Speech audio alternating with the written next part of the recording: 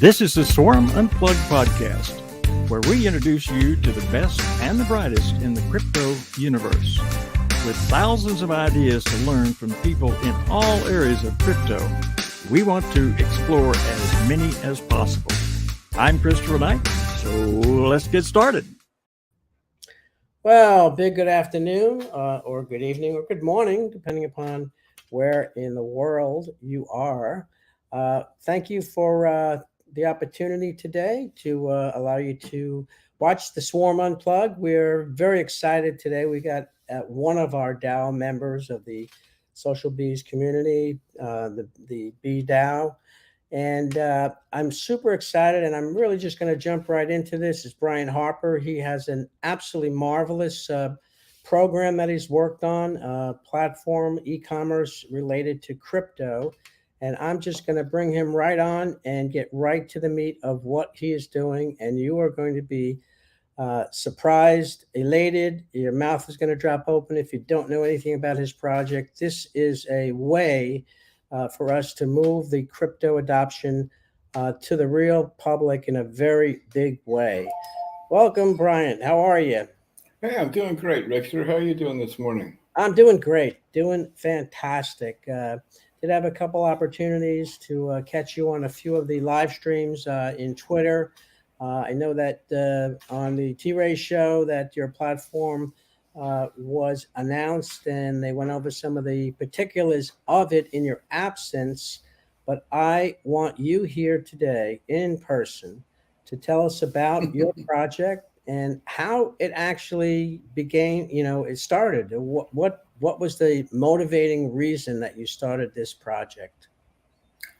We have to go back a couple of years to the beginning, if that's okay. That's fine. Hey, it's your platform. I think people will be very interested in hearing, where this first began. Yeah, my motivation. It came from our old friend Ray of Light when he introduced me to what became the Bees a little over 2 years ago. And in introducing me to it, he showed me the Opus ID app and how it worked to support the partners on Opus and earn OS coins.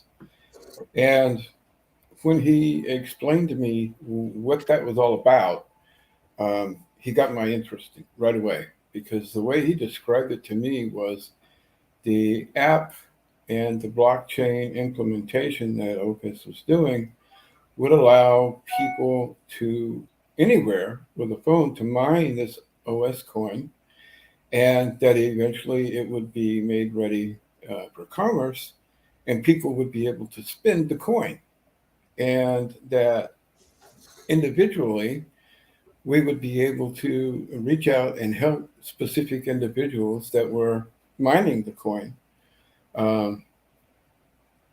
if we wanted to. And it originally gave me a peek into being able to directly reach out and help somebody. And the way that I described it to my wife when we were considering it was, if I had a friend someplace in, say, South America or Mexico, or a friend of a friend or whatever, someone that needed help, say, to buy a goat so that they would have, milk for the family, I could get in touch with that person and decide if I wanted to help them. And if I did, I could give them directly, lend them the funds to buy that goat. I wouldn't have to go through to find some charity to interface with, to take, half the money or more before it actually got to be a goat in this man's backyard or this person's backyard. And that really lit a fire under me, because one of the things that we have been dealing with over the years is how to minimize the overhead that is extracted from charitable donations that we make before the money actually gets to the intended beneficiary, whether that be an individual or a community or disaster relief or anything, because we were painfully aware of the overhead that these charities suffer raising funds to help people. So I saw this as an answer to that. And I got involved with the project, and it evolved slowly, and it's beginning now to come to the point where it's going to actually be live and come to fruition through the use of a new coin that was introduced.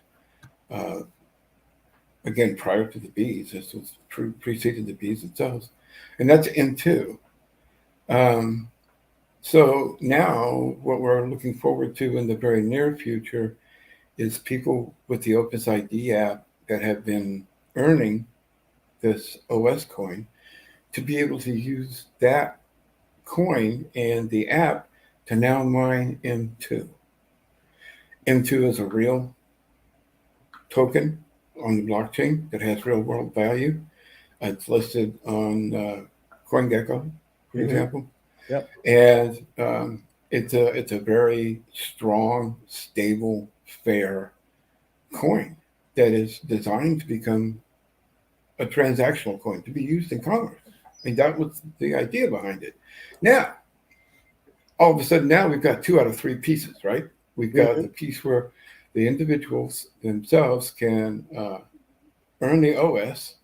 They're going to be able to mine the M2. So now they're going to have a wallet with M2 in it that has the dollar value. So let's say that they've got $10 worth of M2 in their wallet, on their app, on their phone. Now what do they do now? How do they spend it? Who's going to take it? Well, that issue was early on discussed in brief, and basically it was, if there's commerce to be done, someone will figure out how to do it. So, well, I have a question that in my mind, I'm not sure I understand if at this point in time, or what is your expectation where the M2 token can or will be mined using the Opus app? they've stated that it will occur at the point where the value of each M2 reaches 10 cents. Okay. So at that point, that will be enabled on the phones, and people will be able to start collecting that M2 into their app, into the wallet. The Opus ID app is actually a wallet. Okay. So then we get to the point of how do they spend it? What do they do with it? I mean, they probably typically the individuals that I'm thinking of. Okay, now let's go back to the guy in Mexico that wants to go. Okay, he probably doesn't have a bank account. Certainly doesn't have a checking account. He may not have any access to any kind of financial institutions at all in the way where he's living. So he's transacting on a local level with the businesses that are in his community, whether it's via a merchant that sells groceries or vendors that sell their fruits and vegetables or fish or whatever. But they're typically these communities exist on a fairly closed basis from a financial standpoint when they're small and underserved and underdeveloped. So, but they have cell phones. Believe it or not, these people have cell phones. So what they need to be able to do is spin that in too.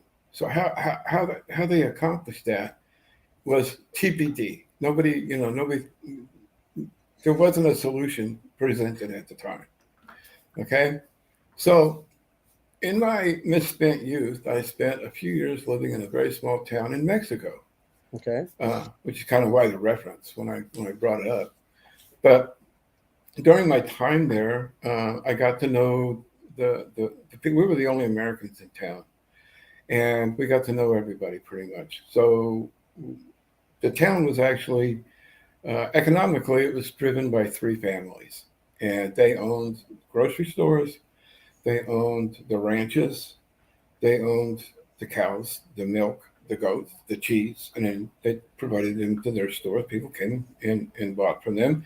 They brought product in from La Paz, which was about 100 miles away, to stock the stores. And so the people in the town, that's where they shopped. They didn't go 100 miles to La Paz to shop on a regular basis. So those people have the wherewithal to try and figure out how to take this coin from these people. But the solution was to be able to make anybody a vendor, quote unquote, a merchant, quote unquote. What about the taxi drivers?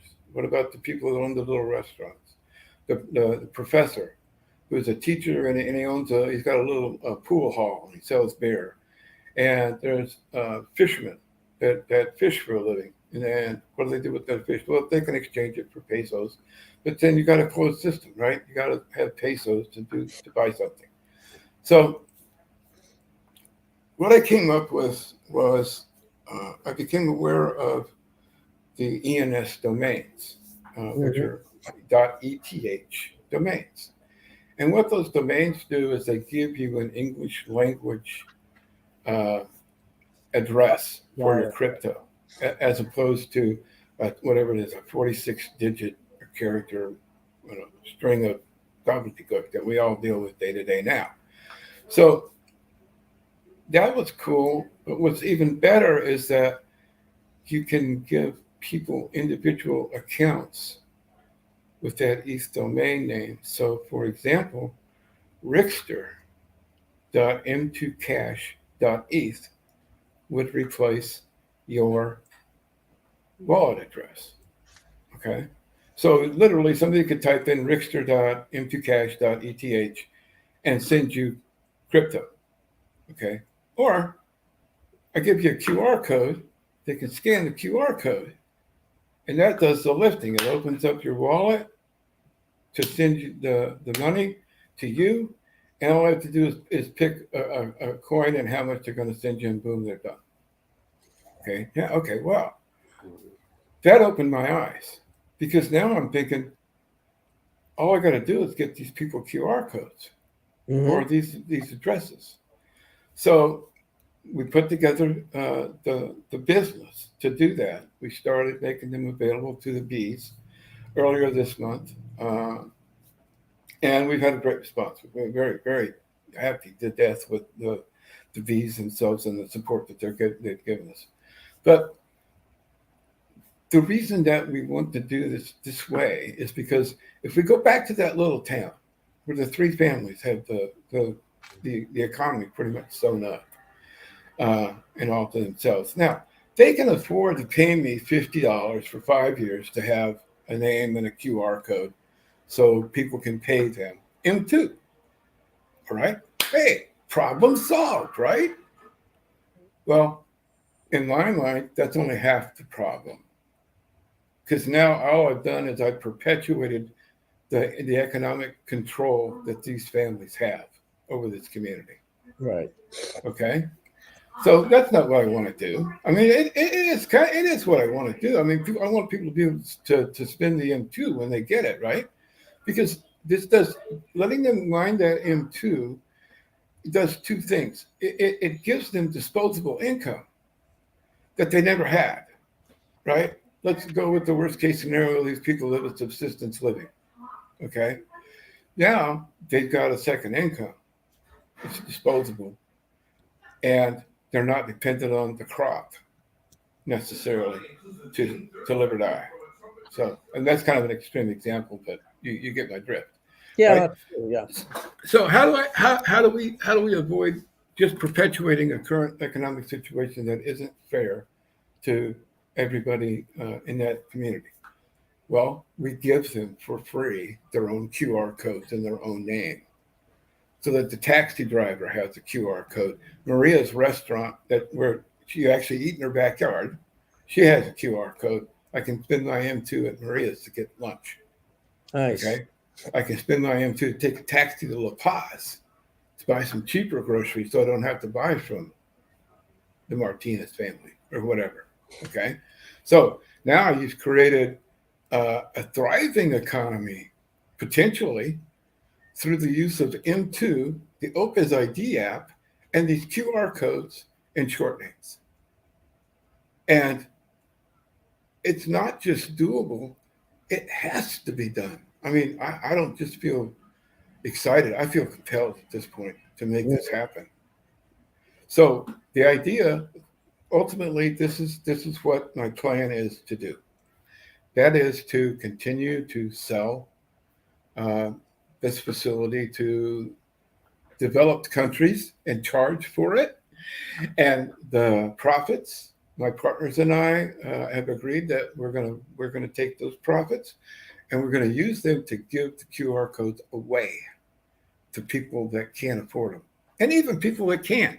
The three families with that I mentioned, my example families that run the economy, got the grocery stores and stuff.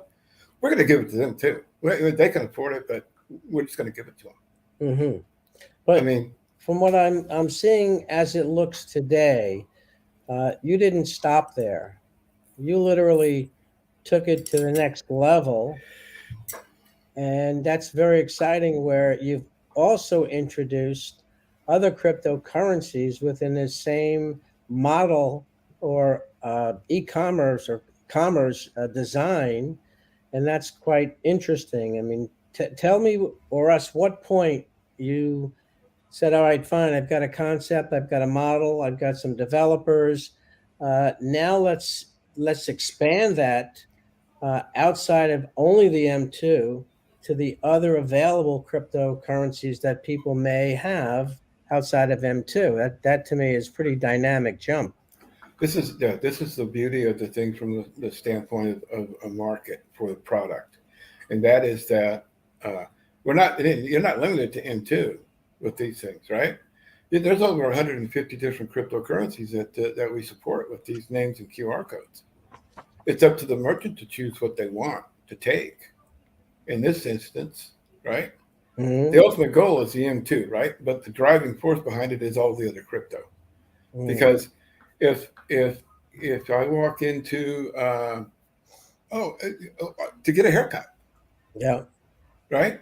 And there's a sign on the door with a QR code that says we take Bitcoin, and I got Bitcoin. I can pay for my hair appointment with Bitcoin, or we take ETH, or we take Doge. Doge is fine. We support that too, and that's become a transactional currency in some instances that people are aware of, like with the Dallas Mavericks and Tesla. I can't. I don't know how much Doge it would take to buy a Tesla, but I don't want to do the math either. Well, the question that comes to my mind is a merchant that is somewhat dependent upon a full-blown computer system. This can be integrated through API, or that's the next phase to be developed, where it can be incorporated into his traditional payment systems. There will be ways that we can do that. We haven't really gone there at this point. I am very familiar with that. Merchant services is what we would be talking about in that situation, Mm-hmm. and that's basically the company, the services that allow you to walk into a store and slide your card Right. to pay for things, whether it's a debit card or a credit card.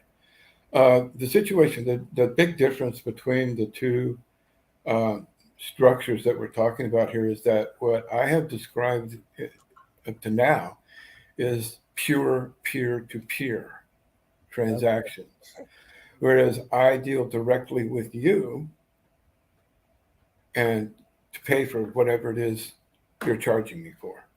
Got right it. Now, the other model is to pay you. I use PayPal. You swipe my credit card. I put my credit card into your website. That credit card then actually goes to a third party that verifies that you've got the funds and authorizes the merchant. The merchant said, "You're going to get your money from this guy. Go ahead and give him the sandwich." Right, but it costs money. That's the difference. It costs lots of money. Okay, every transaction it costs equipment fees. There's electricity. There's internet. I mean, there's everything involved there. We've eliminated all that. It's peer to peer. There's no third party. Plus, one of the worst things that you have to deal with as a merchant is chargebacks with credit cards. When you get a disgruntled customer, well, guess what? Visa goes to bat for that customer. Oh yes. Okay, because they're Visa's customer. They're not considered to be your customer at this point, right? You go to Visa and say that sandwich was rotten. I want my money back. Visa's going to come to you and say, This guy wants his money back. Can you give us a reason not to give it to him and take it back from you? Oh, I fought that battle many a day. Know it so well. Jumping back a little bit on the multiple currencies, at this point, and the question is, will it be expanded to other blockchains aside from, we'll say, the Ethereum blockchain? For example, there's a huge community out there with the RippleNet, Ripple's RippleNet, and maybe Stella's or an IBM blockchain. What's your plan in incorporating additional blockchains? Other blockchains can and will be incorporated in the future. In the way that we operate right now is we support 4 different blockchains. Okay, Doge is its own blockchain. Right. Bitcoin is its own blockchain. Litecoin is its own blockchain. Okay, and then the ERC20 tokens, which is the Ethereum blockchain, and all of the ERC20 tokens we currently support. Now, in order to support another blockchain, it's simply adding an additional translator or a different QR code to support, say, Polygon or Solara or AVAX or some of the other chains. That will be driven by demand. Mm-hmm. Okay. If there's a demand for it, then we'll do our best to support it. At this point, we hit all the high spots. Okay. Right?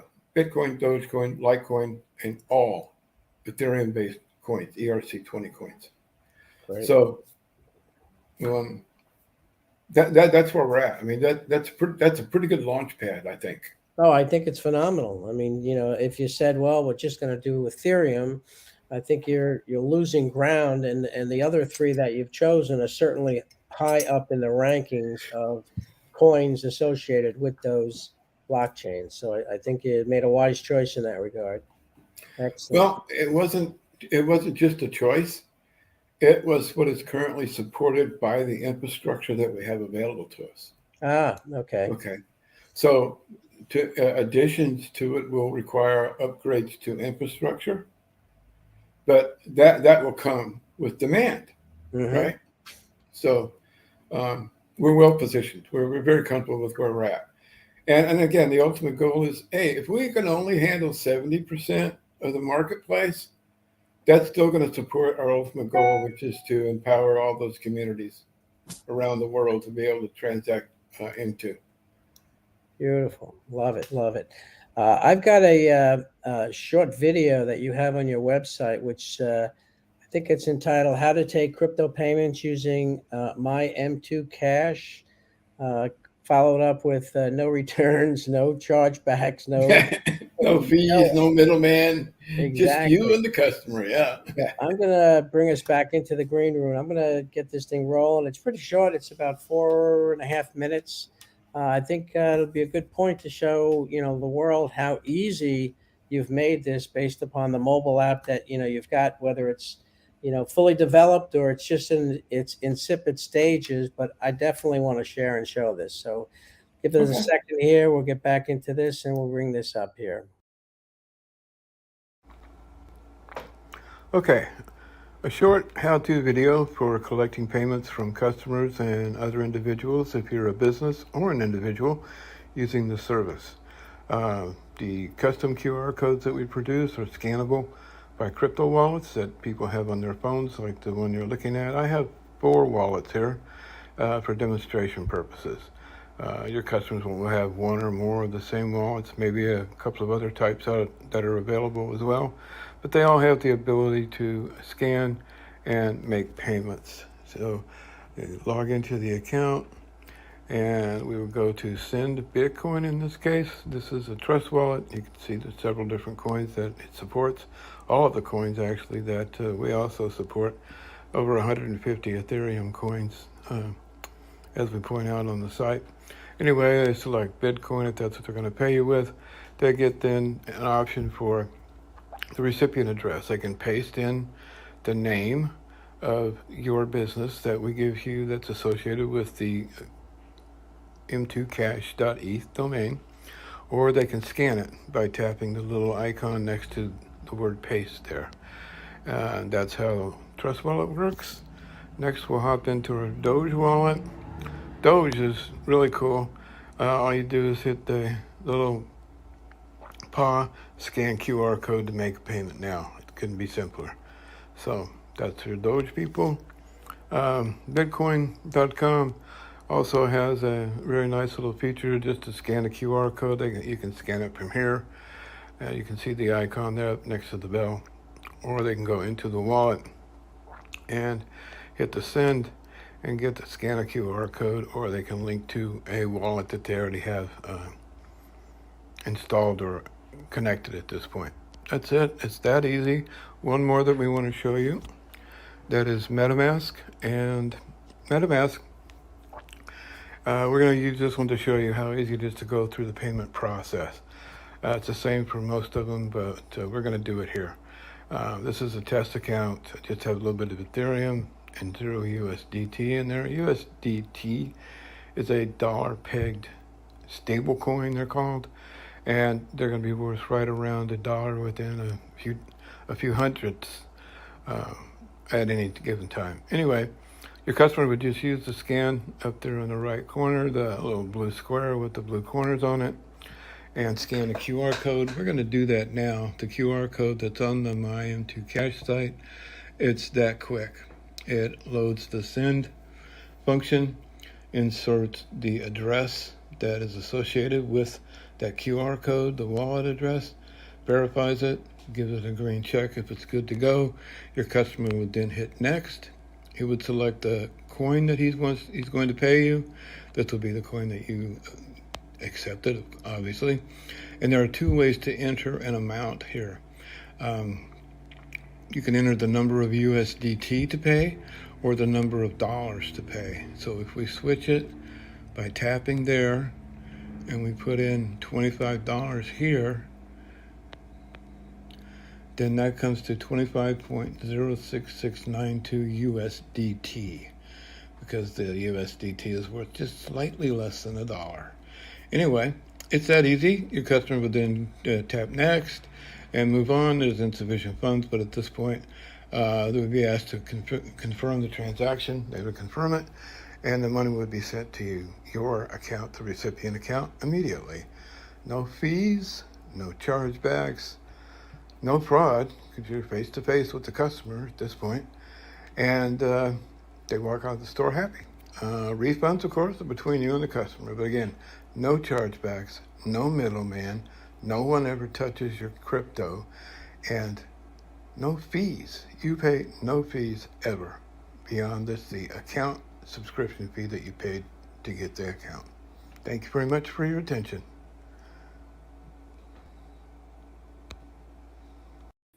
Oh, that was pretty simple, pretty straightforward.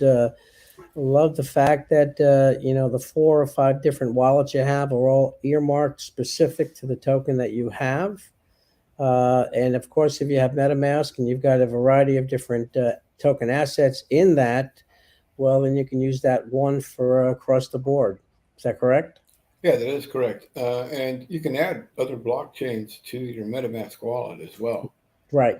So you could support, like you were talking about, Ripple or some other chain's currency if and when that actually comes about, or when I should say that comes about. It's bound to happen. But well, I'm impressed. I'm very excited. When is the official launch date? Is that something that's you can release with us here? Or we've been on what we call a soft launch, just with the bees community this month. That is coming to an end midnight tomorrow. What day is it? Tuesday? Today is Wednesday. Midnight. Today's Wednesday. Okay. Yep. And tomorrow's today's the 31st. Yep. Midnight tonight, and the soft launch is over. All right. Now let's ask a couple questions. I do have the link up, which is my M2Cash.com. If someone were to go there, you actually have an application to open an account. And from what I'm understanding, it's a 5-year account. Are you offering from now till midnight any sort of a coupon code or discount for those that want to jump on board here within the next 11 hours? We sure do. It's 50% off, which makes it $25 for 5 years. That's the only charge, and that's for bees. So if you put bees in, where it asks if you have a coupon code, you'll get 50% off till midnight. That's right. So let's make sure everybody is absolutely aware of that. And I'm going to just jump into the screen here. Let's see if I can pull this off. That's going to be Chrome. And I'm going to say, I think it's this share screen right here. So this is the actual application. And I did get there from My M2Cash.com. Right under the QR code, you've got a Get Your Account Now. And if I click that link, it takes us to a basic application. First, name, email address. I guess please enter your requested account names here, and you want a few of them to make sure that they are available. Yeah, we're having to do this manually right now. When we roll out to the public, it'll be automated. Okay. But right now, we have to manually make sure that the name's available before we take your money. All right. And then here is where you would enter. Is it case sensitive? No, it's not. All right. So you'd enter in B's here from now until midnight. And the $50 fee for 5 years will be reduced to $25. That's correct. Amazing. Love it. Love it, love it, love it. So let me stop. Excuse me. How do I stop my screen share here? Have a sip of water. Yeah.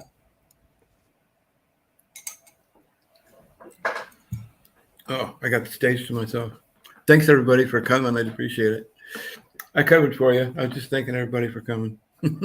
Yeah, you're welcome. Thanks for getting me my coffee sip to appease my throat. Excuse me. I think down here in Florida, since the 9th, going from like 95 outside to like 65 inside and back and forth and back, and it's hard to adjust my body. So Yeah. I'm blaming it on the AC systems. Why not? Yeah. But I think this is a phenomenal platform. I'm very excited. Hang on one second. Yeah, go ahead. Got it. Nothing like joking on live stream. Hey, real life. We're doing it real life here, right? Absolutely, absolutely. Just as my typical disclaimer here, we like to tell people this is not financial advice. It's for entertainment purposes only.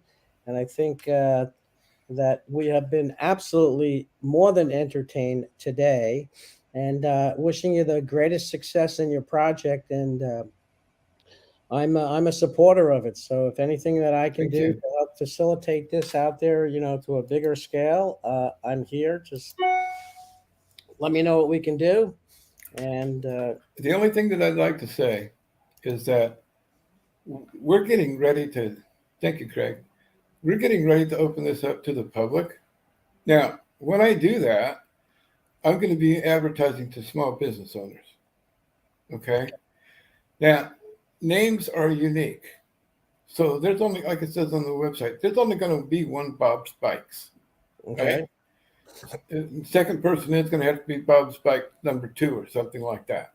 So I'm encouraging people that see this, even after today, you might want to, get on your horse and get your name reserved, because when they start coming, they're going to go. The names are going to go fast. Now we're going to be introducing some other domain names. We have this is. I'll drop a nugget for you here. We also have takescrypto.eth. So Rickster takes crypto.eth. Okay. We also have accepts crypto.eth. So Richter accepts crypto.eth. So those are going to be rolled out over the next month. Okay. And it's going to be the same situation, first come, first serve. If you wanted to, you make sure you get your business name, your personal name, your handle. It can be your personal name. It can be your Twitter handle. It can be whatever you want. Right. But there's only one. So now, what happens if somebody does have already purchased a .eth domain name? Can that be used outside of your, I'm going to call it a subdomain of the M2Cash? If a business or an individual has purchased their own .eth domain, they don't need us. They have everything we have. So if you had Rickster.eth, that's it. That's all you need. That's it? That's it. That's it. And that you just assign that as your primary account name when you buy it, and that's it. Rickster.eth. Okay. It's that simple. That sounds simple, but we'll be glad to help you when you get started with that. If you don't know what to do with it or how to set that up. Is there a underlying benefit to using one of your domain names? Well, you don't have to do anything technical. It's all done for you. Okay. You don't have to, you don't have to manage that side of the house. Let's put it that way. We make it as simple as possible. And if somebody wants to set up their business, with their own .eth domain name, we're happy to help you with that. I mean, the idea is adoption. It's not necessarily, this is everybody in the pool time. Okay. If somebody comes to us and say, hey, we'd like to do what you're doing, we want to be able to use our .eth domain name just like you're doing yours, so that our members, our people, our community can have this service, but with our domain name. Will you help us? You bet we'll help you. Not only that, we'll get you set up with the software that we're developed to help you manage that and carry it forward. This is, I want to say it again, this is everybody in the pool. We're not trying to hold on to anything or make any exclusivity here. We want everybody doing it. Well, that was the question. If you're developing a software platform, that's something above and beyond just owning a .eth domain name. Well, if you're going to do this, and if somebody's going to send you money, you're going to have to be able to see it arrive, right? So you can let them walk out with the sandwich. Well, our software will provide that as part of the portal. Okay, so we haven't seen your software yet, correct? No. Okay. No. This is we're developing at an enterprise scale for the software. And anybody has access to that once it gets developed, and you're willing to share that with the world. Absolutely. Beautiful. Absolutely. My God, who could ask for anything more? I mean, that is commendable. Well, why wouldn't we? I mean, I can't imagine why we would try to keep this to ourselves. I mean, no, but of course there are some expenses in design and development that you might want to recoup that at some level, but what you're hearing. Listen. Okay, listen. Let me be honest with you. If McDonald's comes to us and says, "Hey, we want to use your software because we want to do McDonald's.eth, and we want to be able to give people a McDonald's name, and we want to use your software," I'm going to say, "Well, pony up, boys. You're paying freight." Okay. Of course. If the Red Cross comes to me and says, "Hey, we really want to be able to use your software to help help us do this and that, and cut our expenses to collect money and things of that nature," you get it for free. Nice. Okay, so it's going to be it's going to be our call, but we're going to make it available wherever we can at no charge. But we're going to have people like McDonald's. I mean, that's a dream, right? But let's just keep it in there anyway. They're going to have to pay the freight for a Red Cross, right? Yeah. No, absolutely. So amazing, Bryant. I want to thank you for your time today. if there's any last minute comments, remarks, statement that you'd like to leave, our viewers, what might that be? My heartfelt thanks to everybody for the support, the encouragement, the enthusiasm for the project. We love it, and we appreciate it from everybody. The Bees are the best people I've ever known. Wow. Well, again, thank you. We're just about up on our time.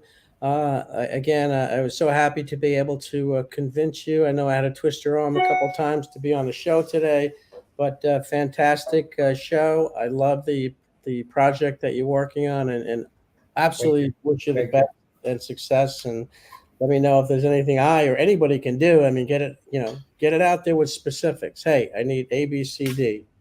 And you've got the support from all of us to do that. Thank you so much. Thank you so much for the time and the offer and all the support, everybody. You're welcome. All right, guys and gals, till next week. Thank you again for supporting and watching the Swarm Unplugged, and we'll see you next Wednesday at 12 noon. Thanks for joining us for this episode of the Swarm Unplugged podcast. Be sure to hit the follow button and leave us a glowing comment. Gravitate yourself to be on the podcast so you are the next one to introduce themselves to the Bee social community. See you on the next episode.